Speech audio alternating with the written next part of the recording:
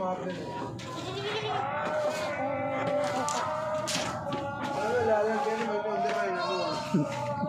95,000 ਦੇ ਲੈ ਕੇ ਭਾਈ ਉਹ ਜਿਹਨੂੰ ਪਾਲਣਾ ਹੁੰਦਾ ਨਾ ਉਹ ਨਸਲ ਪਾਲੀ ਦੀ ਹੈ ਯਾਰ ਇਹੀ ਤਾਂ ਇੰਨਾ ਮਗਣਾ ਨਹੀਂ ਹੈ ਉਹ ਫਿਰ ਵੀ ਬਿਹਤਰ ਹੈਗੇ ਦੇਸੀ ਮੁੰਡੇ ਉਹ ਸਹੀ ਹੈ